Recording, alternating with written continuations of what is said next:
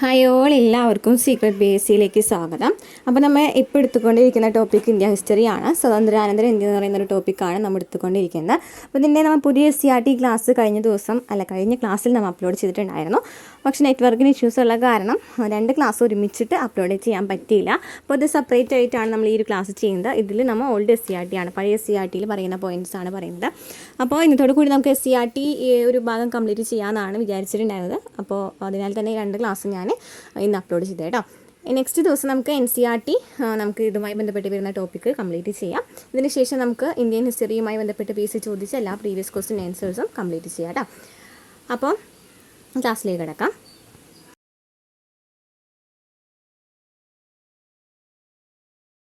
ക്ലാസ്സുകൾ മനസ്സിലാവുന്നുണ്ടെങ്കിൽ ലൈക്ക് ചെയ്യുക, കമൻറ്റ് ചെയ്യുക, ഹൈപ്പ് ചെയ്യുക കേട്ടോ. രവീന്ദ്രനാഥ ടാഗോറിൻ്റെ ഒരു കോട്സ് നൽകിയിട്ടുണ്ട്. വിധിയുടെ ചക്രങ്ങൾ ഒരു നാൾ ഇന്ത്യ ഉപേക്ഷിക്കുവാൻ ബ്രിട്ടീഷുകാരെ നിർബന്ധിതരാക്കും. പക്ഷേ ഏതു രൂപത്തിലുള്ള ഇന്ത്യയാവും അവർ ഇവിടെ ഉപേക്ഷിച്ചു പോകുക? നൂറ്റാണ്ടുകളായുള്ള അവരുടെ ഭരണത്തിൻ്റെ അരുവി അവസാനം വറ്റി പോകുമ്പോൾ അവർ വിട്ടുപോകുന്നത് ചെളിയുടെയും അഴുക്കിൻ്റെയും കൂമ്പാരമായിരിക്കും. അപ്പോൾ നമുക്ക് വേണമെന്നുണ്ടെങ്കിൽ ഈ ഒരു വരികൾ തന്നിട്ട് ഇത് ആരുടെയാണെന്ന് ചോദിക്കാറേ. അപ്പോൾ ടാഗോറിൻ്റെ വരികളാണ്. വിധിയുടെ ചക്രങ്ങൾ ഒരു നാൾ ഇന്ത്യ ഉപേക്ഷിക്കുവാൻ ബ്രിട്ടീഷുകാരെ നിർബന്ധിതരാക്കും എന്ന് പറയുന്ന വരികൾ ടാഗോറിൻ്റെ വരികളാണ്. അപ്പോൾ ടാഗോർ 1941 നടത്തിയ നിരീക്ഷണമാണ് ഈ പറയുന്നത്. ഇതിലൂടെ നമുക്ക് എന്തൊക്കെ കാര്യങ്ങളാണ് അതിൽ നിന്ന് നമുക്ക് മനസ്സിലാക്കാനായിട്ട് പറ്റുന്നത്? ഇന്ത്യയുടെ ഭരണം ബ്രിട്ടീഷുകാർക്ക് ഉപേക്ഷിക്കേണ്ടി വരും. ഒരു ദിവസം ഇന്ത്യയുടെ ഭരണം ബ്രിട്ടീഷുകാർക്ക് ഉപേക്ഷിക്കേണ്ടതായിട്ട് വരും. ദുരിതപൂർണമായ ഇന്ത്യയായിരിക്കും ബ്രിട്ടീഷുകാർ ഉപേക്ഷിച്ചു പോകുന്നത് ദുരിതപൂർണമായ ഇന്ത്യയായിരിക്കുമെന്ന് ആര് പറയുന്നു? ടാഗോർ പറയുന്ന സൂചനകളിൽ നിന്നും നമുക്ക് മനസ്സിലാക്കാം അല്ലേ. സ്വതന്ത്രാനന്തര ഇന്ത്യ നേരിടേണ്ടി വന്ന ഏറ്റവും പ്രധാന വെല്ലുവിളി വിഭജനവും അതേ തുടർന്നുണ്ടായ അഭയാർത്ഥി പ്രവാഹവുമായിരുന്നു. അപ്പോൾ നമുക്ക് ചോദിക്കാം കേട്ടോ, സ്വതന്ത്രാനന്തര ഇന്ത്യ നേരിടേണ്ടി വന്ന പ്രധാന വെല്ലുവിളികൾ എന്തൊക്കെയാണ്? അതിൽ വെല്ലുവിളികൾ എല്ലാത്തതെന്ന് ചോദിച്ചിട്ടുണ്ട് കേട്ടോ എക്സാമിന്. അപ്പോൾ ഒന്നാമത്തെ വെല്ലുവിളിയാണ് എന്ത്? വിഭജനവും അതേ തുടർന്നുണ്ടായ അഭയാർത്ഥി പ്രവാഹവും. അപ്പോൾ എന്താണ് അഭയാർത്ഥി പ്രവാഹം എന്ന് വെച്ചാൽ എന്താണ്? മുകളിൽ നോക്കിയ ചിത്രങ്ങൾ കാണാം അല്ലേ. കുടുംബാംഗങ്ങളോടൊപ്പം പാണ്ടക്കെട്ടുകളും തലയിലേറ്റി നടന്നു നീങ്ങുന്ന അഭയാർത്ഥികളാക്കപ്പെട്ട ജനങ്ങളുടെ ചിത്രങ്ങളാണ് മുകളിൽ നൽകിയിരിക്കുന്ന ചിത്രങ്ങൾ. വിഭജനകാലത്തെ ഇന്ത്യയിലെ സാധാരണ കാഴ്ചയായിരുന്നു ഇത്. അക്കാലത്ത് ഇന്ത്യയിൽ നിന്ന് പാകിസ്ഥാനിലേക്കും പാകിസ്ഥാനിൽ നിന്ന് ഇന്ത്യയിലേക്കും അഭയാർത്ഥി പ്രവാഹങ്ങളുണ്ടായി.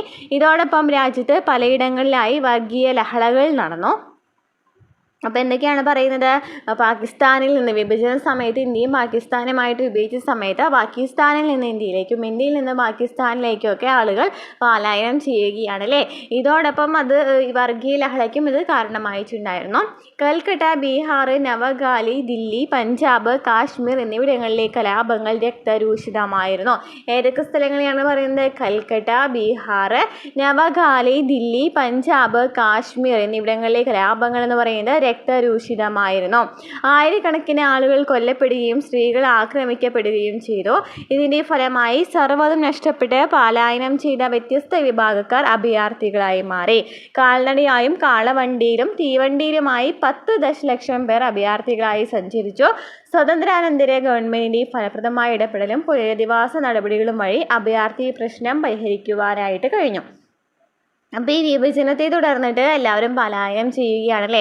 അപ്പോൾ അതെന്ന് പറയുന്നത് വർഗീയ ലഹളയ്ക്ക് കാരണമായിട്ടുണ്ടായിരുന്നു.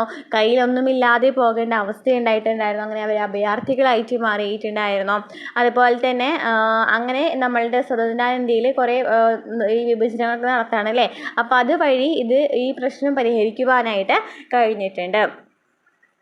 ഗാന്ധിജിയുടെ രക്തസാക്ഷിത്വം. നമ്മുടെ ജീവിതത്തിൽ നിന്ന് പ്രകാശം മറഞ്ഞു പോയിരിക്കുന്നു, എവിടെയും ഇരുട്ടാണ്. ഗാന്ധിജിയുടെ മരണത്തെക്കുറിച്ച് നെഹ്റു പറഞ്ഞ വാക്കുകളാണിത്. ഇമ്പോർട്ടൻ്റ് ആയിട്ടുള്ളൊരു വാക്കാണ്, കാരണം എല്ലാ ക്വസ്റ്റ്യൻ പേപ്പറിലും കാണുന്നത് കേട്ടോ. നമ്മുടെ ജീവിതത്തിൽ നിന്നും പ്രകാശം മറഞ്ഞു പോയിരിക്കുന്നു എന്ന് ആരെക്കുറിച്ച് പറഞ്ഞതാണ്? ആരെക്കുറിച്ചാണ്? ഗാന്ധിജിയുടെ മരണത്തെക്കുറിച്ചിട്ട് നെഹ്റു പറഞ്ഞ വാക്കുകളാണ് ഇമ്പോർട്ടൻ്റ് ആട്ടോ. ഇന്ത്യയെ ബ്രിട്ടീഷ് ഭരണത്തിൽ നിന്ന് മോചിപ്പിക്കുവാനുള്ള അഹിംസാത്മക സമരത്തിന് നേതൃത്വം നൽകിയ ഗാന്ധിജി 1948 ജനുവരി 30 ഡൽഹിയിലെ പ്രാർത്ഥനാ യോഗ സ്ഥലത്ത് വെച്ച് നാഥുറാം വിനായക് ഗോഡ്സെയുടെ വെടിയേറ്റ് മരിച്ചു. ഇന്ത്യ വിഭജന ശേഷം നടന്ന വർഗീയ ലഹളകളുടെ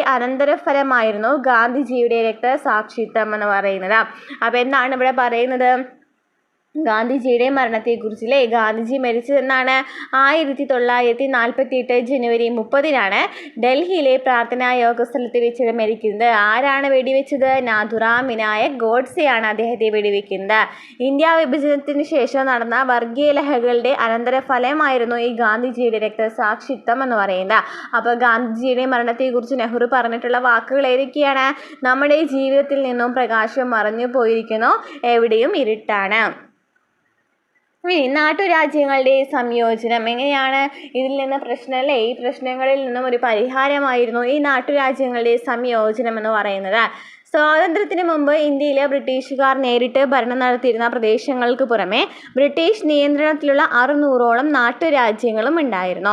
അപ്പോൾ സ്വാതന്ത്ര്യത്തിന് മുമ്പ് ഇന്ത്യയിൽ ബ്രിട്ടീഷുകാർ നേരിട്ട് ഭരണം നടത്തിയിരുന്ന പ്രദേശങ്ങളുണ്ടായിരുന്നു. അതല്ലാതെ തന്നെ ഇവരുടെ കീഴിലെ ഇവരുടെ നിയന്ത്രണത്തിലുള്ള വേറെയും നാട്ടുരാജ്യങ്ങളും ഉണ്ടായിരുന്നു. നാട്ടുരാജ്യങ്ങൾക്ക് ഇന്ത്യയിലോ പാകിസ്ഥാനിലോ ചേരാനോ സ്വതന്ത്രമായി നിൽക്കുവാനുള്ള അധികാരം നൽകിയ ശേഷമാണ് ബ്രിട്ടൻ ഇന്ത്യ വിട്ടത്. അതായത് നമ്മൾ വിഭജനം കറക്റ്റായിട്ട് ഇന്ത്യ പാകിസ്ഥാൻ എന്ന് പറയുന്ന വിഭജനം ചെയ്തിട്ടുണ്ടെങ്കിലും ഈ കുറച്ച് നാട്ടുരാജ്യങ്ങളെ അവർ സ്വതന്ത്രമാക്കി വിടാണ്. നിങ്ങൾക്ക് വേണമെന്നുണ്ടെങ്കിൽ ഇന്ത്യയിൽ ചേരാം, അല്ലെങ്കിൽ പാകിസ്ഥാനിൽ ചേരാം, അവരെന്ത് വേണമെങ്കിലും ചെയ്തോട്ടെ, തീരുമാനിക്കട്ടെ എന്ന് പറഞ്ഞു പോവാണ്. അപ്പോൾ അത് വലിയൊരു പ്രശ്നങ്ങളിലേക്ക് കൈമാറാണ് ചെയ്ത്. അപ്പോൾ അതിന് വേണ്ടിയിട്ടാണ് ഈ നാട്ടുരാജ്യങ്ങളെ സംയോജിപ്പിക്കുന്നതിനായിട്ട് ആരിടപെടുന്നത്? VP മേനോനൊക്കെ ഇടപെടുന്നതിൽ നമുക്ക് നോക്കാം.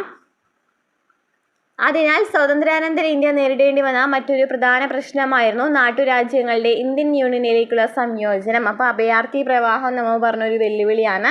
അതുപോലെ തന്നെ നെക്സ്റ്റ് ആണ് നാട്ടുരാജ്യങ്ങളുടെ സംയോജനം എന്ന് പറയുന്നത്. ഇത് ശ്രമകരമായൊരു ദൗത്യമായിരുന്നു. കേന്ദ്രമന്ത്രിസഭയിലെ സംസ്ഥാനങ്ങളുമായി ബന്ധപ്പെട്ട വകുപ്പിൻ്റെ ചുമതല സർദാർ വല്ലഭായ് പട്ടേലിനായിരുന്നു. അപ്പോൾ സംസ്ഥാനങ്ങളുമായി ബന്ധപ്പെട്ട ചുമതല ആ ഒരു സമയത്ത് കേന്ദ്രമന്ത്രിസഭയിൽ സംസ്ഥാനങ്ങളുമായി ബന്ധപ്പെട്ട വകുപ്പിൻ്റെ ചുമതല ആർക്കായിരുന്നു? സർദാർ വല്ലഭായ് പട്ടേലിനായിരുന്നു.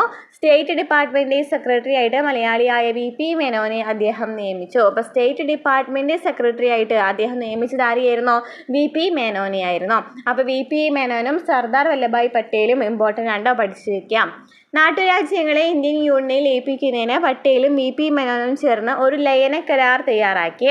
അതനുസരിച്ച് പ്രതിരോധം, വിദേശകാര്യം, വാർത്താവിനിമയം എന്നിവയുടെ നിയന്ത്രണം നാട്ടുരാജ്യങ്ങൾ കേന്ദ്ര സർക്കാരിനെ കൈമാറണം.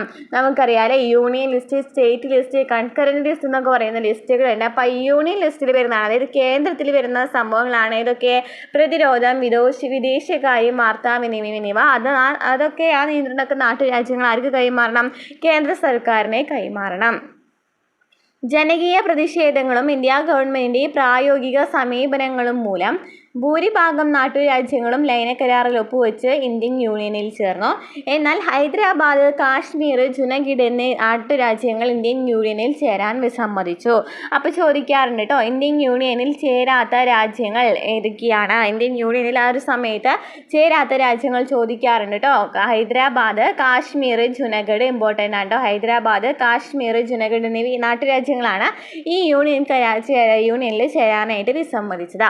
പിന്നീട് അനുരഞ്ജനത്തിലൂടെയും സൈനിക നടപടിയിലൂടെയും രാജ്യങ്ങളെ ഇന്ത്യൻ യൂണിയനിൽ കൂട്ടിച്ചേർത്തു. ഈ ഒരു വാക്കും പഠിച്ചു വെക്കണുണ്ടോ? കാരണം കഴിഞ്ഞ ഇയറിലാന്ന് തോന്നുന്നുണ്ട് ഒരു ക്വസ്റ്റ്യൻ പേപ്പറിൽ കണ്ടിട്ടുണ്ടായിരുന്നു. അനുരഞ്ജനത്തിലൂടെയും ഒരു സ്റ്റേറ്റ്മെൻ്റ് ആയിട്ട് നൽകിയിട്ടുണ്ടായിരുന്നു കേട്ടോ. അനുരഞ്ജനത്തിലൂടെയും സൈനിക നടപടിയിലൂടെയും രാജ്യങ്ങളെ ഇന്ത്യൻ യൂണിയനിൽ കൂട്ടിച്ചേർത്തിട്ടുണ്ട്. അനുരഞ്ജനത്തിലൂടെയും സൈനിക നടപടിയിലൂടെയും.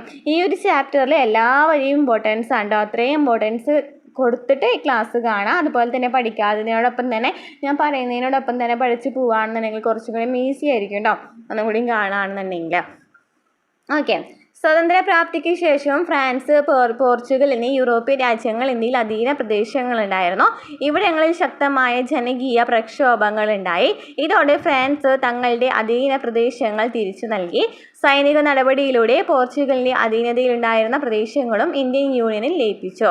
അപ്പോൾ എന്താണ് പറയുന്നത്? സ്വതന്ത്രപ്രാപ്തിക്ക് ശേഷവും ഫ്രാൻസ്, പോർച്ചുഗൽ എന്നീ യൂറോപ്യൻ രാജ്യങ്ങൾക്ക് ഇന്ത്യയിൽ എന്തുണ്ടായിരുന്നു?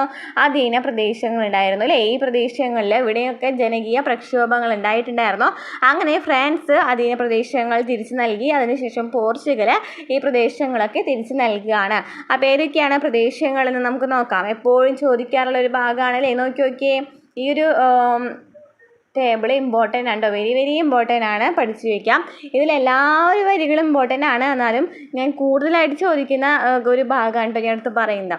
ഓക്കെ, ഫ്രാൻസ് എന്ന് പറയുന്നത് ഫ്രാൻസിൻ്റെ അധിനിവേശ പ്രദേശങ്ങൾ ഏതൊക്കെയാണ്? പോണ്ടിച്ചേരി, കാരക്കൽ, മാഹി, യാനം എന്നിവ ഫ്രാൻസിൻ്റെ അധിനിവേശ പ്രദേശമാണ്. അധിനിവേശ പ്രദേശമല്ലാത്തതെന്ന് ചോദിച്ചിട്ട് കുറേ പ്രാവശ്യം ചോദിച്ചിട്ടുണ്ട് കേട്ടോ PSC. അപ്പോൾ ഇന്ത്യൻ യൂണിയനിൽ ഇത് ചേർക്കപ്പെട്ട വർഷം 1954 1954 ഇന്ത്യൻ യൂണിയനിൽ ചേർക്കപ്പെട്ടത്. ഇനി പോർച്ചുഗലിൻ്റെ അധിനിവേശ പ്രദേശങ്ങളാണ് ഗോവ, ദാമൻ, ദിയു. 1961 ഇന്ത്യൻ യൂണിയനിൽ ചേർക്കപ്പെട്ടത്. അപ്പോൾ ഫ്രാൻസിൻ്റെ പോണ്ടിച്ചേരി, കാരക്കൽ, മാഹി, യാനം 1954 യൂണിയനിൽ ചേർക്കപ്പെട്ടു. പോർച്ചുഗലിൻ്റെ ഗോവ, ദാമൻ, ദിയു 1961 ചേർക്കപ്പെട്ടു. ഓക്കെ, ക്ലിയർ ആയി എന്ന് വിചാരിക്കണം. ഇനി വിഭജനം സിനിമയിൽ ഈ ഇന്ത്യൻ വിഭജനം എന്ന് പറയുന്നത് പല സംവിധായകരും സിനിമയാക്കിയിട്ടുണ്ട്. അപ്പോൾ അതിനെക്കുറിച്ചിട്ടാണ് പറയുന്നത്. വിഭജന കാലത്തെ സംഭവങ്ങളെ ആസ്പദമാക്കി ധാരാളം സിനിമകൾ നിർമ്മിക്കപ്പെട്ടിട്ടുണ്ട്. ഋതിക് കട്ടക്കിൻ്റെ മേഘേദാക്കധാര. അപ്പോൾ മേഘേദാക്കധാര ആരുടെയാണ്? ഋതിക് കട്ടക്കിനെയാണ് മേഘേദാക്കധാര. അതുപോലെ ഗരം ഹവ എന്ന് പറയുന്നത് MS സത്യുവിൻ്റെയാണ് ഗരം ഹവ. ഗോവിന്ദ് നെഹലാനിയുടെ തമസ്. അപ്പോൾ തമസ് ആരുടെയാണ്? ഗോവിന്ദ് നെഹലാനിയുടെയാണ് തമസ്. അതുപോലെ ട്രെയിൻ ടു പാകിസ്ഥാൻ ആരുടെയാണ്? പമേല റുക്സിൻ്റെയാണ്. അപ്പോൾ എന്തൊക്കെയാണ് പറഞ്ഞത്? ഋതിക് കട്ടക്കിൻ്റെയാണ് മേഘേദാക്കധാര ഋതിക് കട്ടക്ക്. അതുപോലെ തന്നെ ഗരം ഹവ എന്ന് പറയുന്നത് MS സത്യു. ഗോവിന്ദ് നെഹലാനിയുടെ തമസ്, പമേല റുക്സിൻ്റെ ട്രെയിൻ ടു പാകിസ്ഥാൻ എന്നിവ വിഭജന കാലത്തെ പ്രശ്നങ്ങളെ അടിസ്ഥാനമാക്കി നിർമ്മിച്ച പ്രശസ്ത സിനിമകളാണ്. ഇനി നമുക്കറിയാം VP മേനോനെ കുറിച്ചിട്ട് കഴിഞ്ഞ എക്സാമിനൊക്കെ ചോദിച്ചിട്ടുണ്ടായിരുന്നു. VP മേനോനെ കുറിച്ചിട്ട് ഇവിടെ നിന്നായിരുന്നു ക്വസ്റ്റ്യൻ വന്നിട്ടുണ്ടായിരുന്നത്. അപ്പോൾ 1894 പാലക്കാട് ജില്ലയിലെ ഒറ്റപ്പാലത്താണ് അദ്ദേഹം ജനിക്കുന്നത്. ഈ ഒരു വരി തന്നെ നൽകിയിട്ടുണ്ട് കേട്ടോ. ഒറ്റപ്പാലത്ത് നമ്മൾ അത്ര ഇമ്പോർട്ടൻസ് കൊടുക്കാത്തൊരു ഭാഗമാണല്ലേ അദ്ദേഹം ജനിച്ചത്. ഓക്കെ, അപ്പോൾ 1894 പാലക്കാട് ജില്ലയിലെ ഒറ്റപ്പാലത്താണ് VP മേനോൻ ജനിച്ചത്. സ്കൂൾ ജീവിതത്തിന് ശേഷം വിവിധ മേഖലകളിൽ ജോലി നോക്കി. പിന്നീട് ഡൽഹി സെക്രട്ടേറിയറ്റിൽ ഒരു ക്ലർക്കായി ജോലി നേടി. ഇംഗ്ലീഷ് ഭാഷയിൽ പ്രാവീണ്യമുണ്ടായിരുന്നതിനാൽ അദ്ദേഹത്തെ ഗവൺമെൻറ് നിരവധി ചുമതലകൾ ഏൽപ്പിച്ചു. സർദാർ പട്ടേലിനും നെഹ്റുവിനുമൊപ്പം നാട്ടുരാജ്യങ്ങളുടെ സംയോജനത്തിൽ നിർണായക പങ്കുവഹിച്ചു. അപ്പോൾ നാട്ടുരാജ്യങ്ങളുടെ സംയോജനത്തിൽ പ്രധാന പങ്കാർക്കായിരുന്നു? VP മേനോനാണ് അല്ലേ. നമ്മൾ നേരത്തെ പറഞ്ഞു സർദാർ വല്ലഭായ് പട്ടേലാണ് അദ്ദേഹത്തിൻ്റെ സ്റ്റേറ്റ്സിലെ ഇതായിട്ട് നിയമിക്കുന്നത്. VP മേനോനെയായിരുന്നു. 1952 ഒറീസയിൽ ഗവർണറായി ചുമതലയേറ്റു. അതും പഠിച്ചു വെക്കണം. 1952 ഒറീസയിൽ ഗവർണറായിട്ട് VP മേനോൻ ചുമതലയേൽക്കുന്നത്. The transfer of power in India എന്ന് പറയുന്നു. ഇൻ്റഗ്രേഷൻ ഓഫ് ഇന്ത്യൻ സ്റ്റേറ്റ്സ് എന്നങ്ങളുടെ കർത്താവും കൂടിയാണ് VP മേനോൻ. ചോദിക്കാറുണ്ട് കേട്ടോ.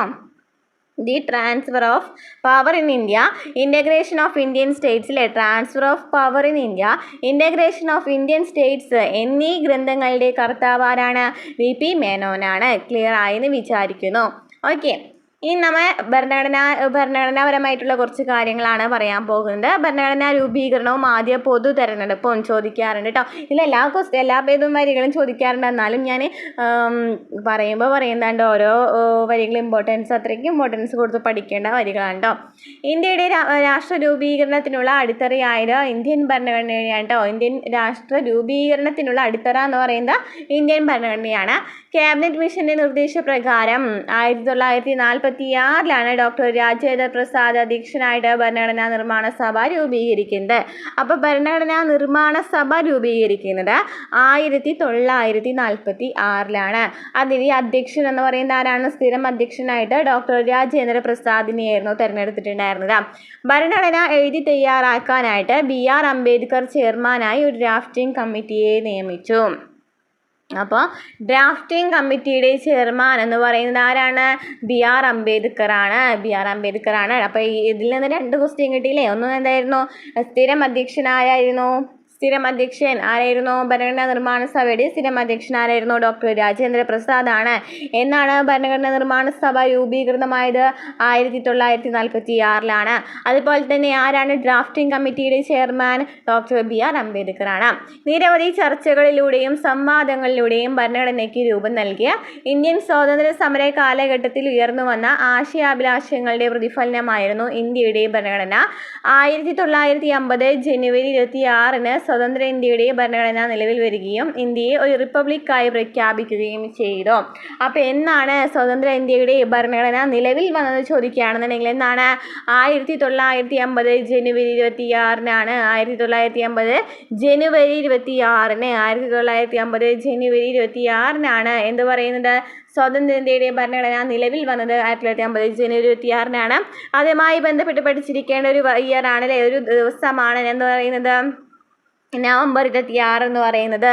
നവംബർ 26-നാണല്ലേ ദേശീയ നിയമദിനം അല്ലെങ്കിൽ ദേശീയ ഭരണഘടനാ ദിനം എന്നൊക്കെ അറിയപ്പെടുന്നത് നവംബർ 26-നാണ്. അപ്പോൾ ഭരണഘടന നിലവിൽ വന്നത് ചോദിക്കുകയാണെന്നുണ്ടെങ്കിൽ റിപ്പബ്ലിക് ആയതെന്ന് ചോദിക്കുകയാണെന്നുണ്ടെങ്കിലും 1950 ജനുവരി 26-നാണ്. സ്വതന്ത്രാനന്തര ഇന്ത്യ നേരിട്ട മറ്റൊരു പ്രശ്നം ജനാധിപത്യ വ്യവസ്ഥയുടെ രൂപീകരണമായിരുന്നു. അപ്പോൾ നമുക്ക് അടുത്ത പ്രശ്നം വരാൻ കേട്ടോ. ഏതാണ്? ജനാധിപത്യ വ്യവസ്ഥയുടെ രൂപീകരണം. നമ്മൾ ആദ്യം നേരുന്നു പറഞ്ഞത് നാട്ടുരാജ്യങ്ങളുടെ സംയോജനം പറഞ്ഞു, അഭയാർത്ഥി പ്രവാഹം പറഞ്ഞു. നെക്സ്റ്റ് പറയുന്നത് എന്താണ്? ജനാധിപത്യ വ്യവസ്ഥയുടെ രൂപീകരണം. ഭരണഘടനാനുസൃതമായി ഇന്ത്യയിലെ ആദ്യത്തെ പൊതു തെരഞ്ഞെടുപ്പ് നടന്നത് 1951-52 കാലയളവിലായിരുന്നു. അപ്പോൾ ചോദിക്കാം ആദ്യത്തെ പൊതു തെരഞ്ഞെടുപ്പ് എന്നായിരുന്നു? 1951-52 കാലയളവിലായിരുന്നു. സ്വതന്ത്രവും നിഷ്പക്ഷവുമായി നടന്ന ആദ്യ തിരഞ്ഞെടുപ്പ് ഇന്ത്യൻ ജനാധിപത്യത്തിൻ്റെ വിജയമായിരുന്നു. ഇന്ത്യക്കൊപ്പം സ്വതന്ത്രം നേടിയ ഏഷ്യയിലെയും ആഫ്രിക്കയിലെയും ഒട്ടുമിക്ക രാജ്യങ്ങളും ജനാധിപത്യത്തിൽ നിന്ന് വ്യതിചലിക്കുമ്പോഴും ഇന്ത്യയുടെ ജനാധിപത്യ വ്യവസ്ഥ ഇന്നും ശക്തമായിട്ട് നിലകൊള്ളുന്നു. ഓക്കെ, ഇവിടെ നമുക്ക് ഡോക്ടർ BR അംബേദ്കറിൻ്റെ പിക്ചർ നൽകിയിട്ടുണ്ട്, ഡോക്ടർ രാജേന്ദ്ര പ്രസാദിൻ്റെ പിക്ചർ നൽകിയിട്ടുണ്ട് അല്ലേ. ഡോക്ടർ രാജേന്ദ്ര പ്രസാദ് ആരായിരുന്നു? ഭരണഘടനാ നിർമ്മാണ സഭയുടെ അധ്യക്ഷനായിരുന്നു. അധ്യക്ഷൻ ചോദിക്കുകയാണെന്നുണ്ടെങ്കിൽ ആരാണ്? ഡോക്ടർ രാജേന്ദ്ര പ്രസാദ് ആണ്. ഡോക്ടർ BR അംബേദ്കർ ആരാണ്? ഡ്രാഫ്റ്റിംഗ് കമ്മിറ്റിയുടെ ചെയർമാനാണ്. ഭരണഘടനയുടെ തലവൻ എന്നൊക്കെ അറിയപ്പെടുന്ന ആരാണ്? ഭരണഘടനയുടെ തലവൻ എന്ന് പറയുന്ന ആരാണ്? പ്രസിഡന്റ് ആണല്ലേ. ഭരണഘടന ശില്പി എന്ന് ചോദിക്കുകയാണെന്നുണ്ടെങ്കിൽ ഡോക്ടർ BR അംബേദ്കർ ആണ്. ഡ്രാഫ്റ്റിംഗ് കമ്മിറ്റി ചെയർമാൻ എന്ന് ചോദിക്കുകയാണെന്നുണ്ടെങ്കിലും ആരാണ്? ഡോക്ടർ BR അംബേദ്കർ ആണ്. ഇന്ത്യൻ ഭരണഘടനയുടെ പുറംചട്ടമൊക്കെ നൽകിയിട്ടുണ്ട്, കോൺസ്റ്റിറ്റ്യൂഷൻ ഓഫ് ഇന്ത്യ എന്ന് പറഞ്ഞിട്ട് കേട്ടോ. നെക്സ്റ്റ് ഭാഷാടിസ്ഥാനത്തിൽ സംസ്ഥാനങ്ങളുടെ രൂപീകരണം. അപ്പോൾ അടുത്ത പ്രശ്നം വരാണല്ലേ, എന്താണ്? ഭാഷാടിസ്ഥാനത്തിലുള്ള സംസ്ഥാനങ്ങളുടെ രൂപീകരണം. ഈ ഒരു ഭാഗത്ത് നിന്ന് കഴിഞ്ഞ ക്ലാസ്സുകൾ കണ്ടവർക്കറിയാം, പ്രീവിയസ് ക്വസ്റ്റ്യൻ പേപ്പേഴ്സ് ആൻസർ ചെയ്യുമ്പോൾ നമ്മൾ പറയാറുണ്ട് ഡീറ്റെയിൽ ആയിട്ട് ഓരോ ഭാഗം ഇമ്പോർട്ടൻസ് ആണെന്നുള്ളത്. അതിൽ നിന്ന് തന്നെ നമുക്ക് മനസ്സിലാക്കാം അല്ലേ. നമുക്കറിയാം ഭാഷാടിസ്ഥാനവുമായിട്ട് ഫസ്റ്റ് ലലീനെ കുറിച്ചിട്ടൊക്കെ എപ്പോഴും കഴിഞ്ഞ 4 ലാസ്റ്റ് ഗ്രേഡിൻ്റെ കഴിഞ്ഞ 4 ഘട്ടങ്ങളിലും ചോദിച്ചിട്ടുണ്ടായിരുന്ന ക്വസ്റ്റ്യൻ ആയിരുന്നു ഈ ഫസ്റ്റ് ലലി എന്ന് പറയുന്നത് ആളെ കുറിച്ചിട്ടും. അതുപോലെ തന്നെ ഈ ഭാഷാടിസ്ഥാനത്തിൽ എന്താണ് സംസ്ഥാന പുനഃസംഘടനാ കമ്മീഷനെ കുറിച്ചിട്ടൊക്കെ ചോദിച്ചിട്ടുണ്ടായിരുന്നു. അതുപോലെ തന്നെ നമ്മുടെ ക്ലാസ്സുകൾ റിവൈസ് ചെയ്യുന്നവർ കാണുന്നുണ്ടെങ്കിൽ അവർക്കറിയാം ഏതൊക്കെ ക്വസ്റ്റ്യൻസ് ആണ് ഈ ഒരു ഭാഗത്ത് നിന്ന് വന്നിട്ടുണ്ടായിരുന്നത് കേട്ടോ. അപ്പം നമ്മുടെ ക്ലാസ്സുകൾ കാണാത്തവരുണ്ടെങ്കിൽ പോയി കാണാം. പ്രീവിയസ് ക്വസ്റ്റ്യൻ പേപ്പേഴ്സൊക്കെ റിവിഷൻ ചെയ്യുകയാണെന്നുണ്ടെങ്കിൽ ഏറ്റവും കൂടുതൽ ഉപകാരപ്രദമാകും അതൊക്കെ. ഓക്കെ, നാട്ടുരാജ്യങ്ങളുടെ സംയോജനം നാം ചർച്ച ചെയ്തു. ഇവിടങ്ങളിലെ ജനങ്ങൾ അഭിമുഖീകരിച്ച ഒരു പ്രധാന പ്രശ്നം ഭാഷയുമായി ബന്ധപ്പെട്ടതായിരുന്നു. ഒരു നാട്ടുരാജ്യത്തിൽ തന്നെ വ്യത്യസ്ത ഭാഷകൾ സംസാരിക്കുന്നവർ ഉണ്ടായിരുന്നു. അതായത് ഒരു നാട്ടുരാജ്യത്ത് പല വ്യത്യസ്ത ഭാഷകൾ സംസാരിക്കുന്നവരുണ്ടായിരുന്നു. അപ്പോൾ അതിനാൽ ഭാഷാടിസ്ഥാനത്തിൽ സംസ്ഥാനങ്ങൾ രൂപീകരിക്കണമെന്ന ആവശ്യം ഇന്ത്യയുടെ വിവിധ ഭാഗങ്ങളിൽ ഉയർന്നു വന്നു. 1920 നാഗ്പൂർ കോൺഗ്രസ് സമ്മേളനത്തിൽ തന്നെ ഭാഷാടിസ്ഥാനത്തിൽ സംസ്ഥാന കോൺഗ്രസ് കമ്മിറ്റികൾ രൂപീകരിക്കുവാൻ തീരുമാനിച്ചിരുന്നു. അപ്പോൾ 1920 നാഗ്പൂർ സമ്മേളനത്തിലാണ് എന്ത് തീരുമാനിക്കുന്നത്? ഇങ്ങനെ ഭാഷാടിസ്ഥാനത്തിലുള്ള സംസ്ഥാനങ്ങൾ രൂപീകരിക്കണമെന്ന് തീരുമാനിക്കുന്നത്. സ്വതന്ത്രാനന്തരം ഭാഷ അപ്പോൾ ചോദിക്കാട്ടോ 1920 നാഗ്പൂർ സമ്മേളനം പഠിച്ചിരിക്കുക. 1920 നാഗ്പൂർ സമ്മേളനം. സ്വതന്ത്രാനന്തരം ഭാഷാടിസ്ഥാനത്തിൽ സംസ്ഥാനങ്ങൾ രൂപീകരിക്കുക എന്ന ആവശ്യം ഉന്നയിച്ചുകൊണ്ട് ജനകീയ പ്രക്ഷോഭങ്ങൾ ആരംഭിച്ചു. തെലുങ്ക് സംസാരിക്കുന്നവർക്കായിട്ട് ആന്ധ്ര അല്ലേ, നമുക്കറിയാം ആന്ധ്ര സംസ്ഥാനം എന്ന് പറയുന്നത് തെലുങ്ക് സംസാരിക്കുന്നവർക്കായിട്ടാണെന്ന ആവശ്യവുമായി സ്വതന്ത്ര സമര സേനാനിയായിരുന്ന പോട്ടി ശ്രീരാമുലു നിരാഹാര സമരം തുടങ്ങി. പോട്ടി ശ്രീരാമുലു നൽകിയിട്ടുണ്ട്. 58 ദിവസത്തെ നിരാഹാര സമരത്തെ തുടർന്ന് അദ്ദേഹം മരണമടഞ്ഞു.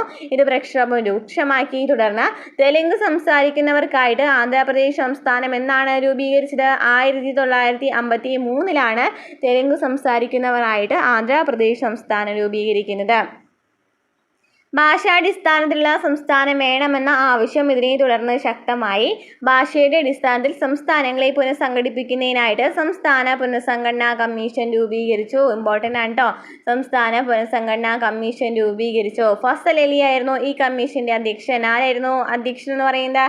ഫസൽ അലി ആയിരുന്നു ഈ കമ്മീഷന്റെ അധ്യക്ഷൻ. അതുപോലെ തന്നെ മറ്റംഗങ്ങൾ ആരൊക്കെയാണ്? HN ഗുൻസ്രു, മലയാളിയായ സർദാർ KM പണിക്കരും എന്നിവയായിരുന്നു മറ്റ് അംഗങ്ങൾ എന്ന് പറയുന്നത്. അപ്പോൾ ഫസൽ അലി എന്ന് പറയുന്നത് അധ്യക്ഷനാണ്, ചോദിച്ചിട്ടുണ്ട്. ഫസൽ അലി എന്ന് പറയുന്നത് അധ്യക്ഷനാണ്. അതുപോലെ തന്നെ സർദാർ KM പണിക്കരും ചോദിക്കും. മലയാളിയായിട്ടുള്ള മലയാളിയായിട്ടുള്ള അംഗം സംസ്ഥാന പുനഃസംഘടനാ കമ്മീഷനിലെ മലയാളിയായ അംഗമാരാണെന്ന് ചോദിക്കും. KM പണിക്കരാണ്. അപ്പോൾ അതുപോലെ തന്നെ HN ഗുൻസ്രുവും ഈ അംഗമായിരുന്നു അല്ലേ, ഇതിലെ അംഗമായിരുന്നു. അപ്പോൾ 3 പേര് പഠിച്ചേക്കാം: ഫസൽ അലി, സർദാർ KM പണിക്കർ, HN ഗുൻസ്രു. ഈ കമ്മീഷന്റെ റിപ്പോർട്ടിന്റെ അടിസ്ഥാനത്തിൽ 1956 ഇന്ത്യൻ സംസ്ഥാന പുനഃസംഘടനാ നിയമം പാർലമെന്റ് പാസ്സാക്കുന്നത്. അപ്പോൾ 1953 ആന്ധ്ര എന്ന് പറയുന്ന ഒരു സംസ്ഥാനം വന്നിട്ടുണ്ടായിരുന്നു. പഠിച്ചു വയ്ക്കുക, ആന്ധ്രാപ്രദേശ് അല്ല, ആന്ധ്ര എന്ന് പറയുന്ന ഒരു സംസ്ഥാനമാണ് നിലവിൽ വന്നിട്ടുണ്ടായിരുന്നത്. അതിനുശേഷം 1956 ഈ സംസ്ഥാന പുനഃസംഘടനാ നിയമം പാർലമെന്റ് പാസ്സാക്കുന്നത്. അതിനുശേഷമാണ് ഈ ആന്ധ്രാപ്രദേശ് മുതലുള്ള സംസ്ഥാനങ്ങളൊക്കെ വന്നു തുടങ്ങിയത്. ഇത് പ്രകാരം 14 സംസ്ഥാനങ്ങളും 6 കേന്ദ്രഭരണ പ്രദേശങ്ങളുമാണ് നിലവിൽ വന്നത്. 14 സംസ്ഥാനങ്ങളും അതുപോലെ തന്നെ 6 കേന്ദ്രഭരണ പ്രദേശങ്ങളുമാണ് നിലവിൽ വന്നത്. പിന്നീട് പല ഘട്ടങ്ങളിലായിട്ട് പുതിയ സംസ്ഥാനങ്ങൾ നിലവിൽ വന്നു. ഇപ്പോൾ ഇന്ത്യയിൽ 29 സംസ്ഥാനങ്ങളും 28 സംസ്ഥാനങ്ങളിൽ നമുക്കറിയാം 28 സംസ്ഥാനങ്ങളും 8 കേന്ദ്രഭരണ പ്രദേശങ്ങളാണ് ഇപ്പോൾ ഉള്ളത്. അപ്പം 14 സംസ്ഥാനങ്ങളും 6 കേന്ദ്രഭരണ പ്രദേശങ്ങളുമാണ് 1956 സംസ്ഥാന പുനഃസംഘടനാ നിയമം പാസ്സാക്കുമ്പോൾ ഉണ്ടായിരുന്നത്. ക്ലിയർ ആയെന്ന് വിചാരിക്കുന്നു. ഇനി നെക്സ്റ്റ് സാമ്പത്തിക മേഖലയിലെ മുന്നേറ്റങ്ങൾ.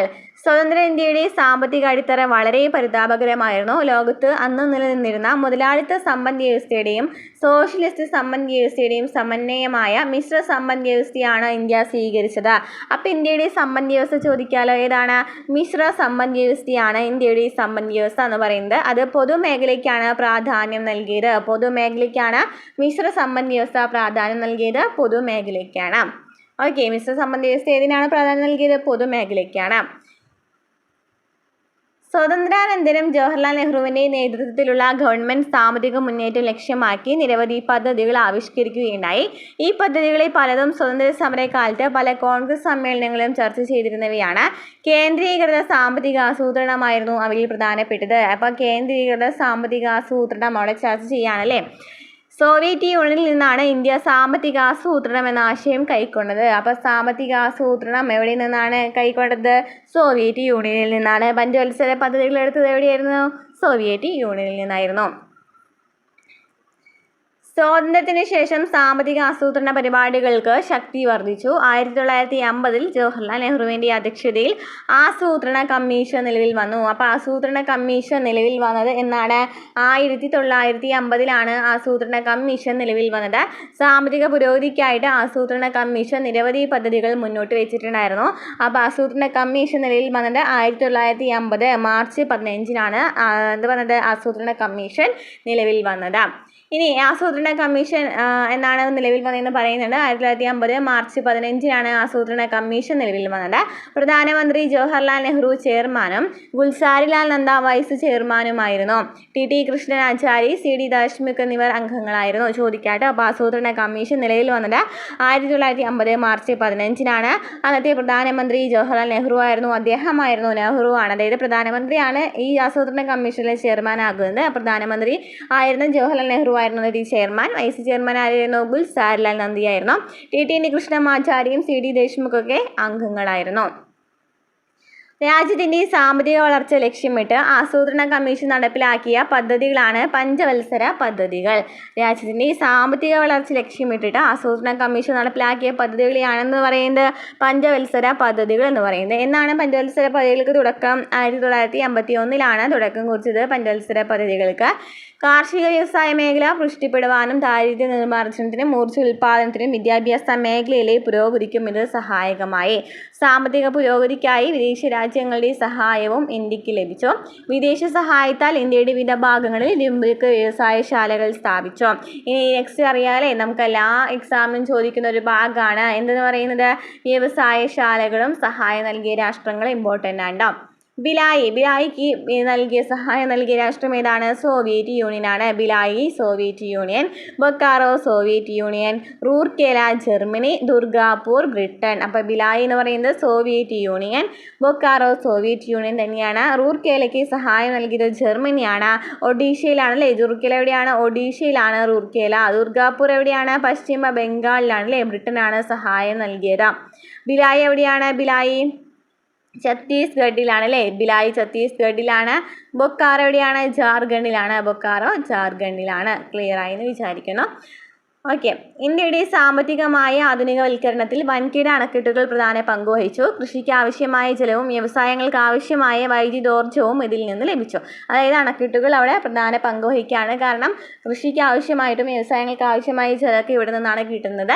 ഇന്ത്യയിലെ ഏറ്റവും വലിയ വിവിധ ഉദ്ദേശ നദീതട പദ്ധതി ഇതാണ്, ബക്രാനങ്കൽ പദ്ധതിയാണ്. ഇതും ചോദിക്കാം. ഇന്ത്യയിലെ ഏറ്റവും വലിയ വിവിധോദ്ദേശ നദീതട പദ്ധതിയാണ് ബക്രാനങ്കൽ പദ്ധതി.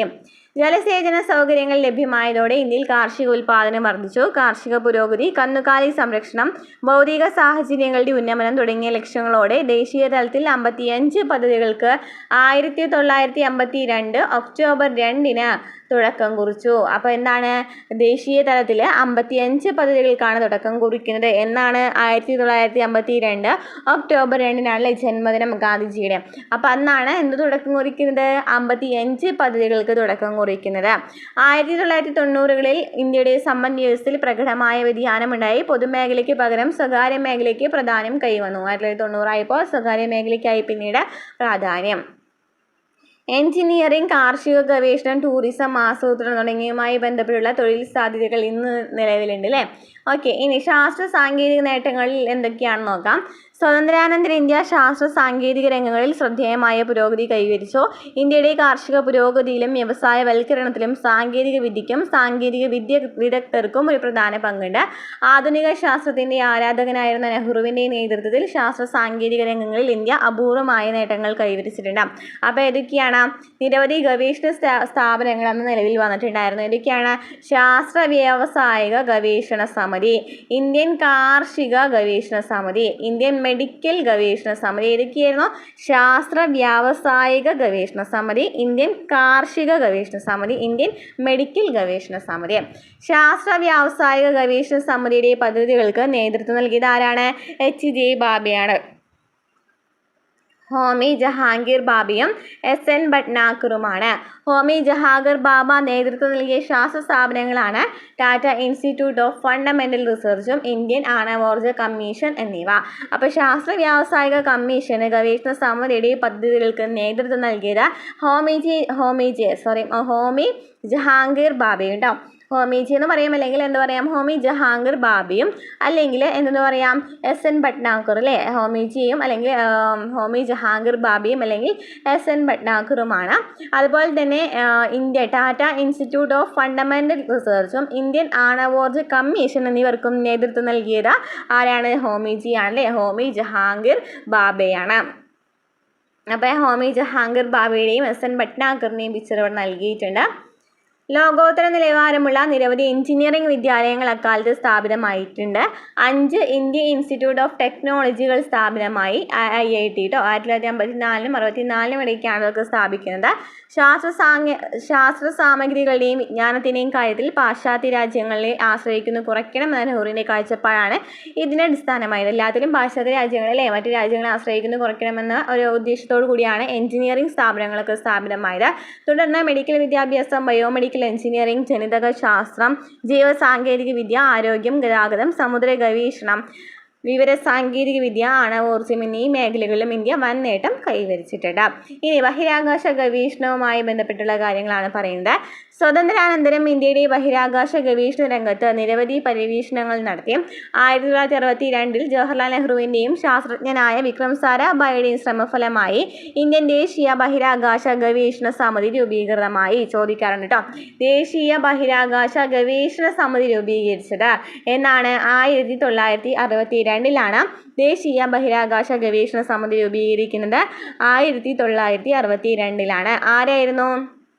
ജവഹർലാൽ നെഹ്റുവും അതുപോലെ തന്നെ വിക്രം സാരാഭായിയുമാണ് ഉണ്ടായിരുന്നത്. ജവഹർലാൽ നെഹ്റുവും വിക്രം സാരാഭായിയുടെ ഫലമായിട്ടാണ് ദേശീയ ബഹിരാകാശ ഗവേഷണ സമിതി രൂപീകരിക്കുന്നത്. ദേശീയ ബഹിരാകാശ ഗവേഷണ സമിതി രൂപീകരിക്കുന്നത് ജവഹർലാൽ നെഹ്റുവും വിക്രം സാരാഭായിയും കൂടിയിട്ടാണ്.